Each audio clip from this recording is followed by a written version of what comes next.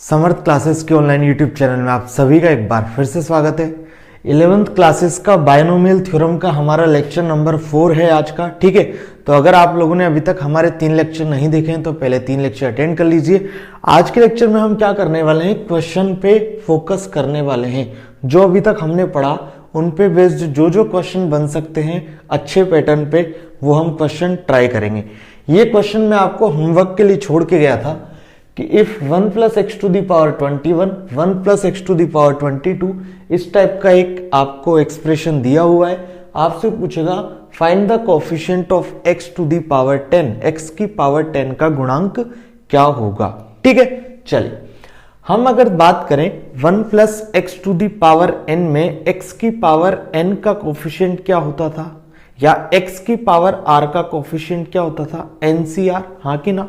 तो देखो यदि मैं बात करूं 1 + x टू द पावर 21 में x की पावर 10 का कितना हो जाएगा, 21c10। सिमिलर वे में यहाँ पे 22c आगे बढ़ता जाएगा और कहां तक आ जाएगा, 30c10 तक। ठीक है, सिंपल तरीका है, कैलकुलेशन करनी है, एडिशन करना है, आंसर निकालना है। एक तरीका वो, और एक तरीका हमने देखा था कौन सा लग जाएगा, ज्योमेट्रिक प्रोग्रेशन। दोनों तरीके हम देखने वाले। देखिए पहला तरीका, मेथड नंबर 1, क्या करेंगे हमें चाहिए x की पावर 10 का गुणांक या coefficient of x to the power 10। तो देखो यहां से मिलेगा मुझे 21c10, यहां से मिलेगा मुझे 22c10। ठीक है, ऐसे सिमिलर चलता जाएगा और लास्ट में क्या मिलेगा मुझे, 30c10। इसका मतलब जो आंसर आएगा वो इसकी वैल्यू होगी, हाँ कि ना। अब ध्यान दो, इस टाइप के क्वेश्चन हमने किए थे जहां पे एक चीज प्रॉपर्टी लगती थी, क्या, सिंस NCR प्लस NCR-1 बराबर n+1CR। याद आया कुछ, पहले लेक्चर में हमने देखा था। मैंने आपको याद करने का तरीका क्या बताया था कि दोनों ऊपर के जो दोनों नंबर हैं वो सेम होने चाहिए, नीचे एक का डिफरेंस होना चाहिए। तो क्या होता है, ऊपर एक जुड़ जाता है और नीचे बड़ा वाला नंबर आ जाता है। देखते चलिए यहां पे क्या ऐसा कुछ बन रहा है, क्या नहीं बन रहा, नहीं बन रहा, तो हमें बनाना पड़ेगा। तो या तो वो तभी बना सकते हैं जब ऊपर वाला नंबर क्या हो, सेम, और नीचे एक का डिफरेंस हो। तो या तो मुझे यहां पे 21c9 को ऐड करना है और घटाना है, या 21c11 को ऐड करना है और सब्ट्रैक्ट करना है। अब आपको देखना पड़ेगा कि क्या करना है। चलिए एक बार देखते हैं। अगर 21c9 को मैं ऐड करता हूं तो 21c9 प्लस 21c10 क्या हो जाएगा, 22c10। फिर ये सेम हो जाएंगे, इसका मतलब हमारा काम नहीं बनेगा। चलिए 21c11 एक बार ऐड करके देखो तो यहां से क्या बन जाएगा, देखो n दोनों के बराबर हो गए और r-1 हो गया, ये r हो गया, ये r-1 हो गया, या ऊपर के दोनों नंबर सेम हो गए और नीचे किसका डिफरेंस हो गया, 1 का। तो क्या हो जाता है, ऊपर 1 जुड़ जाता है और नीचे बड़ा वाला नंबर आ जाता है। r ही तो बड़ा है इन दोनों में, हाँ कि ना। तो देखो यहां से हमें मिल जाएगा 22c11, फिर 22c10 और 22c11 भी आगे कंबाइंड होते चले जाएंगे। तो इसका मतलब हमारा एक्सपेंशन इजी हो जाएगा सोल्व करना। ठीक है, तो पता चल गया क्या करना है, ऐड। चलिए कर देते हैं ऐड। तो इस क्वेश्चन को मैं क्या लिख सकता हूं, मैंने 21c11 को ऐड कर दिया किसमें, ये जो पूरा हमारे पास एक्सप्रेशन आया था, ऐड किया है तो सब्ट्रैक्ट भी करना पड़ेगा, ये मैंने कर दिया सब्ट्रैक्ट।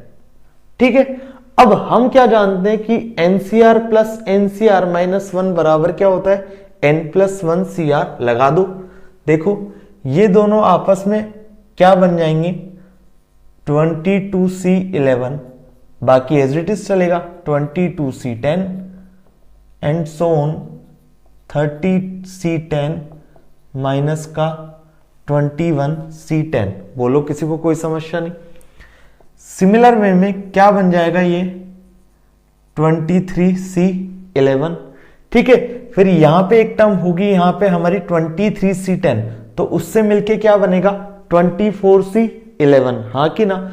तो लास्ट में ये ऐसा चलता जाएगा, फिर ये जो आएगा वो इसके साथ जाएगा, ऐसे लास्ट में जब ये बनेगा तो यहां से आएगा 31C11। बोलो किसी को कोई समस्या? नो समस्या। तो हमारा आंसर क्या हो जाएगा? देखो यहां से इस एक्सप्रेशन को सोल्व किया तो 31C11 और ये अलग से चल रहा है हमारा 21C10। तो हमारा आंसर हो गया 31C11 माइनस 21C10। बोलो किसी को कोई समस्या? दोबारा समझ लो बच्चों, हमें पूछा था एक एक्सप्रेशन उसने गिवन है 1 plus x to the power 21, ठीक है ये वाला। इसमें हमें पूछा find the coefficient of x to the power 10, x की पावर 10 का गुणांक ज्ञात करें। तो मैं जानता हूं कि 1 plus x to the power n में x की पावर r का कोफिशिएंट होता है NCR। इसका मतलब यहां पे हो जाएगा 21C10, 22C10 and so on 30C10, ठीक है। अब मुझे इसका एडिशन करना था, तो इसके एडिशन के लिए हमने एक बात सीखी थी फर्स्ट लेक्चर में, और इस टाइप का क्वेश्चन भी किया था। आई थिंक यही वाला क्वेश्चन किया था, चेक कर लीजिएगा। उसमें हमने देखा था कि ऊपर दोनों नंबर सेम होने चाहिए, नीचे एक का डिफरेंस होना चाहिए, तो ऊपर एक बढ़ जाता है और नीचे बड़ी वाली नंबर आ जाती है, हाँ कि ना। तो देखो इस एक्सप्रेशन को सोल्व करने के लिए मुझे जरूरत थी कि मैं इसमें 21C11 ऐड कर दूं और 21C11 ही घटा दूं। भैया 21C11 घटाया ना हमने, ठीक है। जो ऐड करेंगे वही तो घटाएंगे, ठीक है। तो 21C11 और 21C10 मिलके क्या बन गया? 22C11। फिर वो 22C11 और 22C10 मिलके क्या बना लेंगे? 23C1। फिर 23C1 और 23C10 हुआ होगा यहाँ पे, तो वो क्या बनाएंगे? 24C11। सिमिलर वे में यहां तक क्या बन जाएगा? 31C11। 31C11 माइनस का 21C11। एक मेथड आपका ये, एक मेथड कौन सा है वो भी देख लीजिए। अब जो दूसरा मेथड हम करने वाले हैं वो है ज्योमेट्रिक प्रोग्रेशन।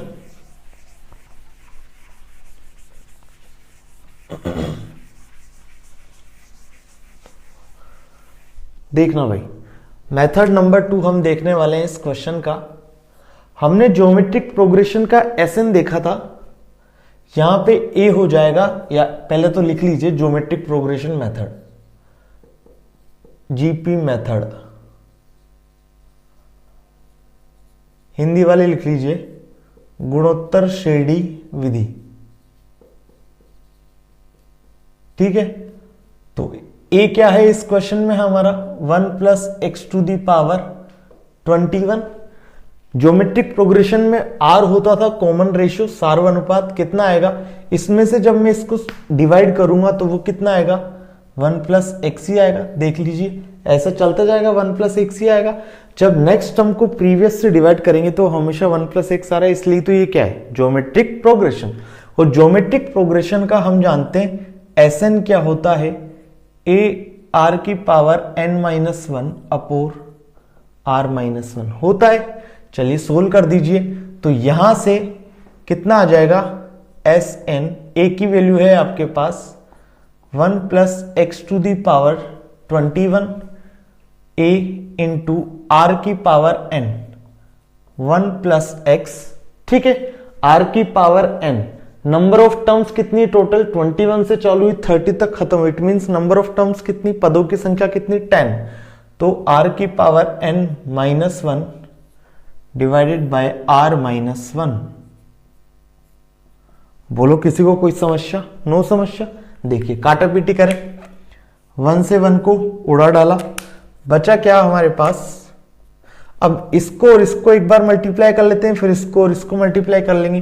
तो देखो ऐसा आएगा 1 plus x to the power 31 minus 1 plus x to the power 21 और डिवाइडेड बाय क्या चल रहा है? x। बोलो कोई प्रॉब्लम नहीं है। अब देखो ये हमारा ये जो पूरा एक्सप्रेशन था वो ये बन गया, और ये बन गया तो हम इजी कर सकते हैं। अब हमें क्या चाहिए? x की पावर 10 का कोफिशिएंट चाहिए था, इसमें हमें चाहिए x की पावर 10 का कोफिशिएंट या गुणांक, coefficient of x to the power 10। तो मैं क्या करूं? इस x को उधर ले जाऊं, हाँ कि ना। इसका मतलब अब हमारा क्वेश्चन क्या बन गया? कि मुझे 1 plus x to the power 31 minus 1 plus x to the power 21 में किसका कोफिशिएंट चाहिए, x की पावर 11 का। बोलो किसी को कोई problem, coefficient of x to the power 11। अब हम इजीली इसे सोल्व कर सकते हैं, कैसे, 1 plus x to the power n में x की पावर r का कोफिशिएंट क्या होता है, NCR, इसका मतलब क्या हो जाएगा 31C11। सिमिलर वे में यहां से हो जाएगा 21C11 और यही आपका क्या है आंसर। देख लो प्रीवियस मेथड से भी आपका यही आंसर आया था। तो दोनों तरीके आपने सीख लिए हैं क्या, एक तो चल रहा था हमारा बाइनोमियल तरीका और एक है ज्योमेट्रिक प्रोग्रेशन तरीका। आई होप आपको ये समझ आया होगा। चलिए नेक्स्ट क्वेश्चन की तरफ बढ़ते हैं। ये मैंने आपको होमवर्क दिया था क्वेश्चन, ठीक है। अब आज के क्वेश्चन से स्टार्ट करते हैं। चलिए आप ये जो क्लासेस देख रहे हैं इनका फायदा आप हमारे एंड्रॉयड ऐप के थ्रू भी ले सकते हैं। आपको प्ले स्टोर पे हमारा एंड्रॉयड ऐप इंस्टॉल करना है और बाद में आपको साइन अप लॉगिन करके उसका आप एंजॉय कर सकते हैं। चलिए नेक्स्ट क्वेश्चन क्या है, मैं देख लेता हूं एक बार। नेक्स्ट क्वेश्चन है हमारा 1 plus x square to the power 40 x square plus 2 plus 1 by x square की पावर -5 में x की पावर 16 का गुणांक, और आपको क्या बताना है x की पावर 21 का गुणांक। दो क्वेश्चन दिए हैं इसने, क्या, find the coefficient of x to the power 16 and x to the power 21 in the expansion of 1 plus x square whole power 40 into x square plus 2 plus 1 by x square whole power -5। यही question है। चलिए इस question को देखते हैं। अगर इसको मैं पहले देखूं तो कुछ मुझे समझ आ रहा है कि ये क्या है, x प्लस 1 बाय एक्स का होल स्क्वायर। चलिए इसी से सोल्व किया जाए। 1 plus x square to the power 40, ठीक है, इसे मैं क्या लिख सकता हूं, x प्लस 1 बाय एक्स का होल स्क्वायर। ऑलरेडी -5 लग रहा है और इसे मैं होल स्क्वायर लिख सकता हूं, तो 2 इससे मल्टीप्लाई हो जाएगा, हाँ कि ना। तो 2 इंटू -5 कितना हो जाएगा, -10। किसी को कोई प्रॉब्लम नहीं होनी चाहिए यहां तक। चलिए ये क्या बन जाएगा आगे, 1 plus x square to the power 40।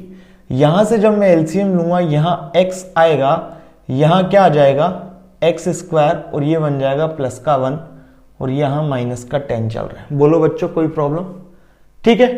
अब हमें क्या चाहिए, सबसे पहला वाला सोल्व करते हैं। इसमें हम क्या, x टू दी पावर 16 का कोफिशिएंट निकालना, ठीक है। देखना कैसे, क्वेश्चन बन गया हमारा 1 plus x square to the power 40 into 1 plus x square whole divide by x to the power -10 में किसका कोफिशिएंट चाहिए था, x टू दी पावर 16 का कोफिशिएंट हमें क्या चाहिए था, निकालना। यही निकालना है। देखो क्या करूंगा मैं इसको, ये 1 plus x square whole to the power 40 है, यहां पे है 1 plus x square whole to the power -10। तो हम जानते हैं कि a की पावर m इंटू a की पावर n होता है, तो a की पावर m प्लस n हो जाता है। अरे भाई अगर 2 की पावर 3 इंटू 2 की पावर 5 है तो उसे मैं ऐसे लिख सकता हूं 2 की पावर 3 प्लस 5। तो वही चीज मैं यहां पे लगाने जा रहा हूं, देखना।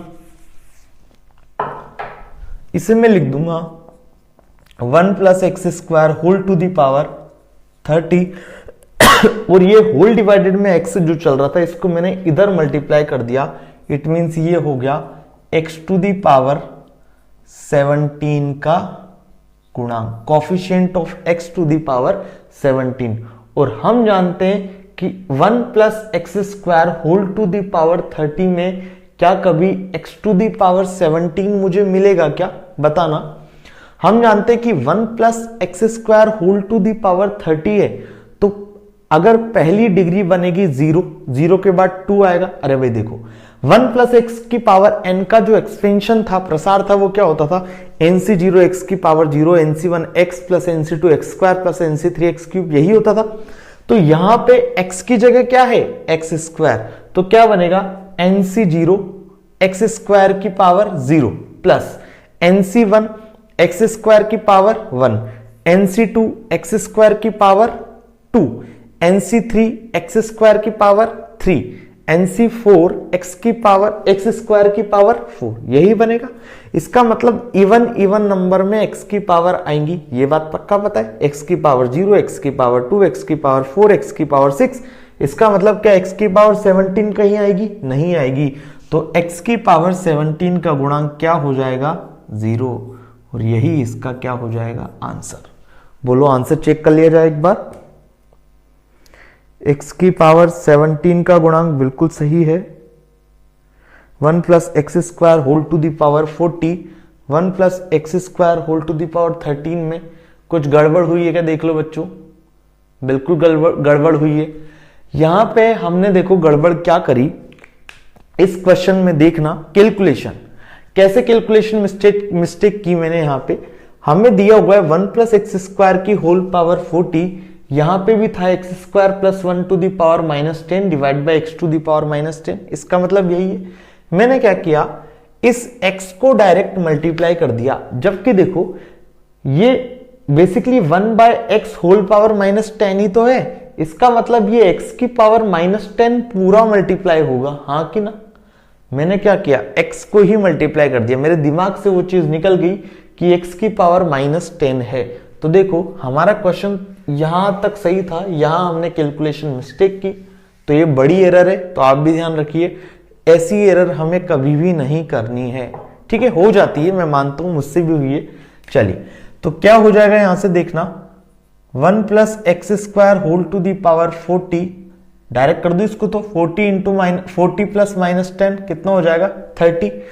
इसमें हम क्या करेंगे, इस x टू दी पावर -10 को इधर मल्टीप्लाई कर रहे हैं, it means x to the power 16 into x to the power -10 का गुणांक हमें चाहिए। बोलो किसी को कोई प्रॉब्लम।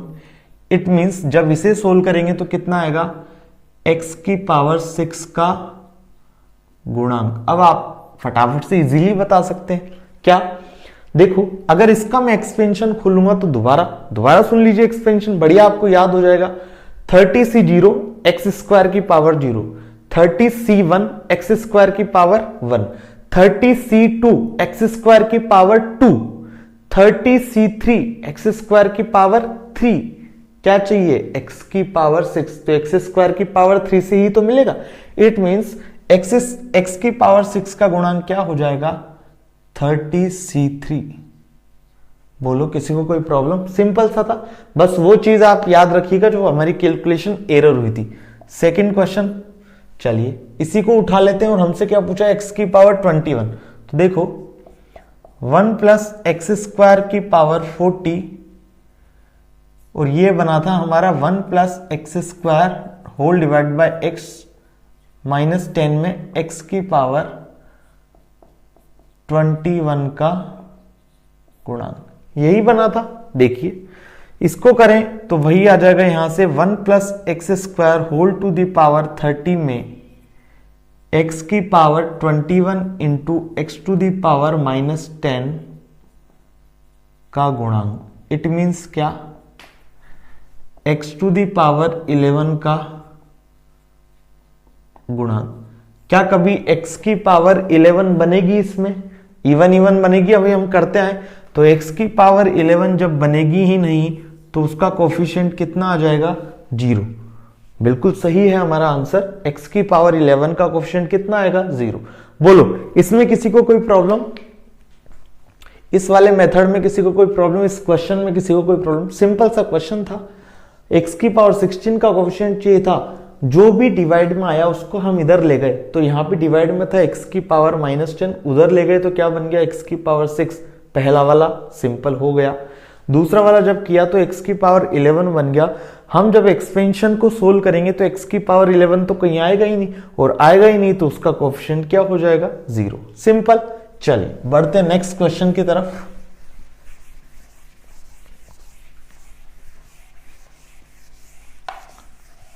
चलिए अगर आपको हमारे वीडियो पसंद आते तो अपने दोस्तों के साथ शेयर करिए, ठीक है, ज्यादा से ज्यादा लाइक शेयर करिए भाई।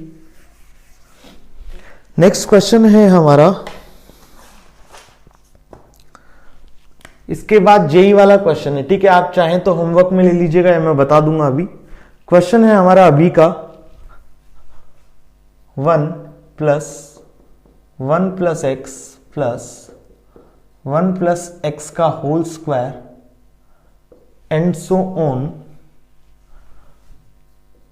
1 प्लस एक्स होल पावर 50 में x की पावर 23 का गुणांक।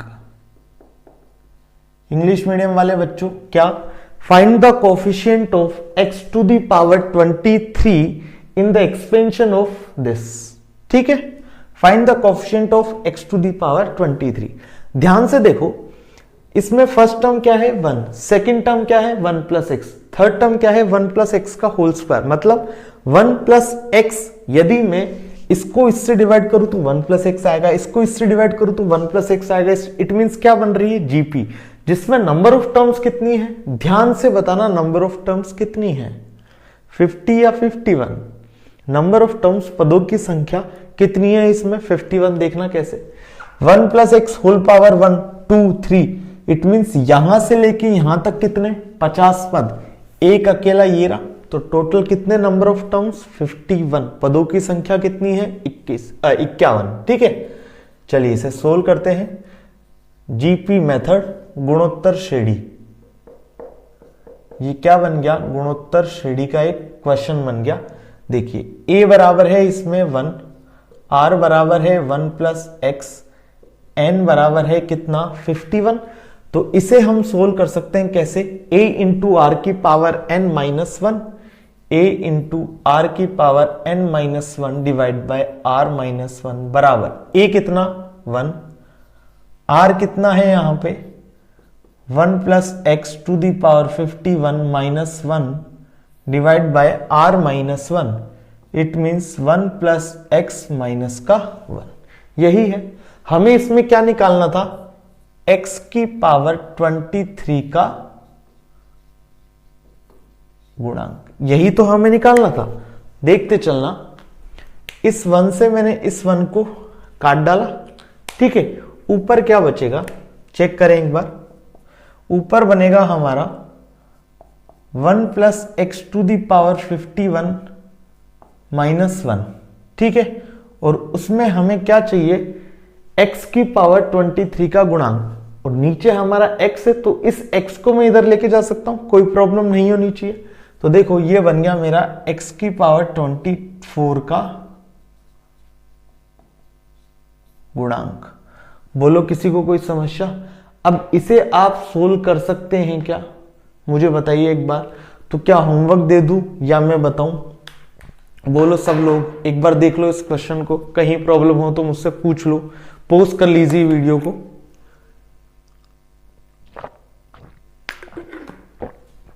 इसके बाद हम जेई का क्वेश्चन करने वाले हैं, ठीक है।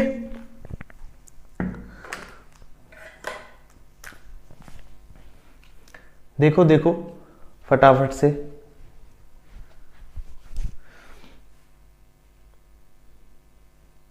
सिंपल क्वेश्चन है, हो जाएगा। कैसे, हम जानते हैं कि 1 plus x to the power n में x की पावर r का कोफिशिएंट क्या होता है, NCR।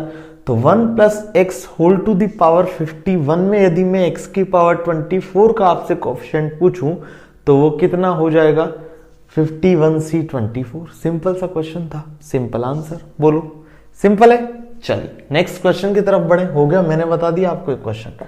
चलिए नेक्स्ट जो है हमारा वो है जेई का क्वेश्चन। देखते हैं कितने लोग आंसर देते हैं। जेई में पूछा गया आईआईटी में।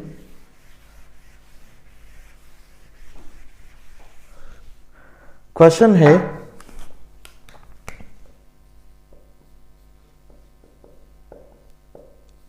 जेई में पूछा गया भाई, ठीक है। क्वेश्चन है हमारा 1 प्लस टी की पावर 12, 1 प्लस टी की पावर 24, 1 प्लस टी की पावर 36 आपस में सब मल्टीप्लाई हो रहे हैं, सॉरी 1 प्लस टी की पावर 12, 1 प्लस टी की पावर 24, 1 प्लस टी स्क्वायर की पावर 12। यहां थोड़ा चेंज है,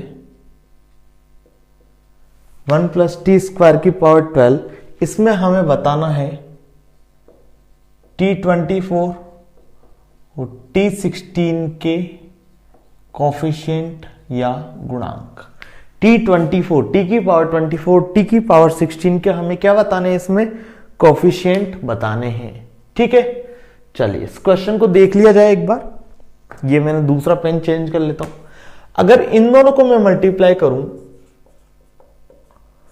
क्या आएगा देखना, इस 1 को दोनों से मल्टीप्लाई कर लें एक बार, तो 1 प्लस टी की पावर 24, देखो इस 1 को मैंने किया इस 1 से, फिर इस 1 को किया इससे, यही आएगा। अब टी की पावर 12 की बारी, तो टी की पावर 12 को 1 से करूंगा तो टी की पावर 12, और इस टी की पावर 12 को इससे करूंगा तो टी की पावर 36। बोलो किसी को कोई समस्या? कोई दिक्कत नहीं है। चलिए अगर इसकी बात करें तो इसका एक्सपेंशन हम खोल सकते हैं इजी वे में। 1 plus x to the power n का एक्सपेंशन क्या होता था, 12c0 x की पावर 0, 12c1 x की power 1, 12c2 x square, 12c3 x cube, चलता जाता था। बस वहां x होता था, यहां पे क्या है t स्क्वायर। कर दीजिए 12c0 t स्क्वायर की power 0 plus 12c1 T square की पावर 1, 12c3 टी स्क्वायर, पहले 2 भी तो आएगा, तो 12c2 टी स्क्वायर की पावर 2, 12c3 टी स्क्वायर की power 3 and so on 12c12 T square की पावर 12। यही बनेगा। बोलो किसी को कोई प्रॉब्लम नहीं। अब मुझसे उसने क्या पूछा है, टी की पावर 24 का कोफिशिएंट, टी की पावर 24 का गुणांक, यही पूछा है। ध्यान देना, ध्यान देते हुए चलना। अब बिल्कुल क्या हमें क्या चाहिए, 12 की पावर टी की पावर 24। तो टी की पावर 24 कब मिल सकता है, जब मैं टी की पावर 12 को टी की पावर 12 से मल्टीप्लाई कर दूं, पहली चीज। ठीक है, या टी की पावर 24 को 1 से मल्टीप्लाई कर दूं, टी की पावर 24 को 1 से मतलब टी की पावर 0 से मल्टीप्लाई कर दूं, तब भी आएगा। कैसा आएगा देखो, टी की पावर 24 इंटू टी की पावर 0, हम जाते हैं ए की पावर m इंटू ए की पावर n, क्या होता है ए की पावर m प्लस n। तो देखो टी की power 24 plus 0 it means T की पावर 24। आया कि नहीं आया? आ गया। तो ध्यान दो,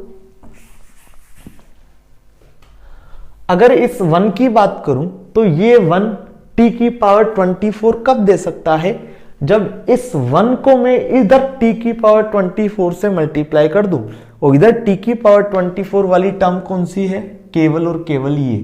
तो यहां से कितना आएगा 12c12 प्लस, कोई प्रॉब्लम नहीं होनी चाहिए। चलिए इधर वाले से क्या करूं, इधर का मैं 1 ले लूं और इधर का भी T24 ले लूं, तब भी आ सकता है। अरे भाई इधर t की पावर 0 वाली टर्म और इधर t की पावर 24 वाली टर्म, तो भी तो आ पाएगा। तो देखो यहां पे t की पावर 0 वाली टर्म कौन सी, यही तो है, t की पावर 2 का होल t स्क्वायर का पावर 0, मतलब t की पावर 0, a की पावर m की पावर n, तो a की पावर mn हो जाता है। तो देखो इसको मैं जब सोल्व करूंगा तो t की power 2 into 0 it mean t की पावर 0 ही तो है। तो देखो 12c0 इंटू 1, t की पावर 24 ही तो चाहिए थी, तो यहां से आ गया 12c0। या एक और पॉसिबिलिटी है कि इधर भी t की पावर 12 होती, इधर भी t की पावर 12 होती।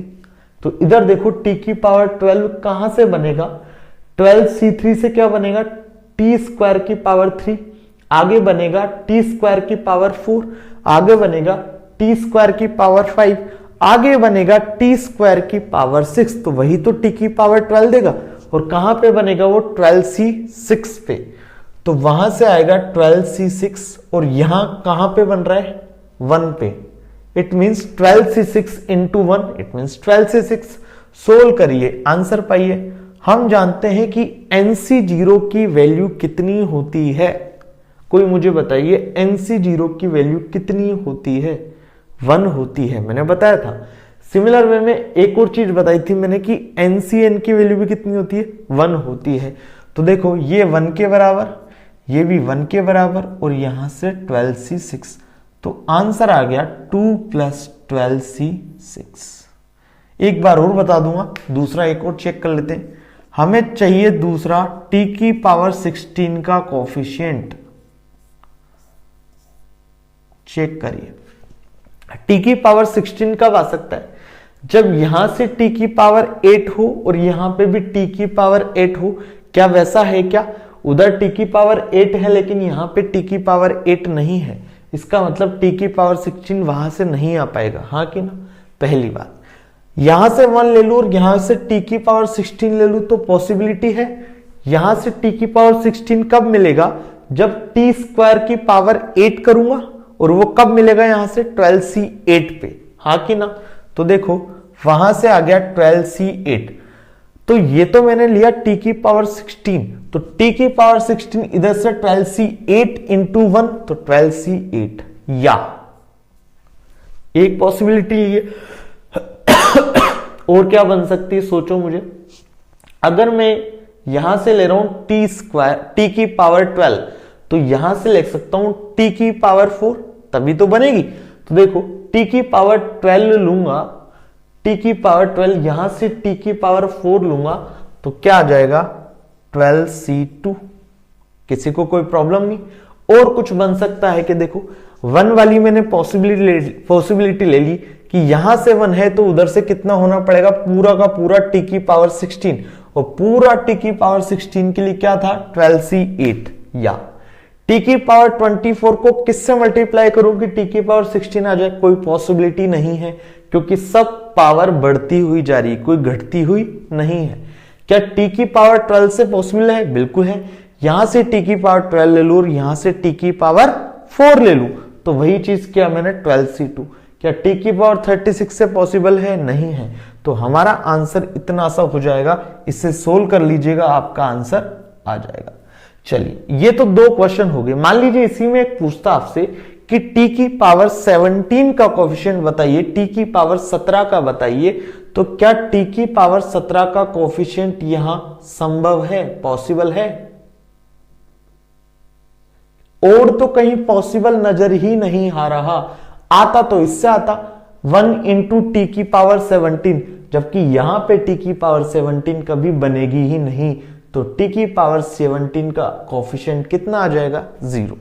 ठीक है, तो देखो इस क्वेश्चन में हमने क्या किया, ये जेईई में पूछा गया क्वेश्चन है बच्चों, ध्यान से समझ लेना। ये क्वेश्चन इस टाइप का था, हमें पूछा t की पावर 24, t की पावर 16 का कोफिशिएंट निकालना था। हमने क्या किया, इन दोनों को अलग से मल्टीप्लाई कर लिया और इसका एक्सपेंशन खोल दिया, किसकी तरह, 1 + x whole to the power n की तरह। तो ये बन गया हमारा।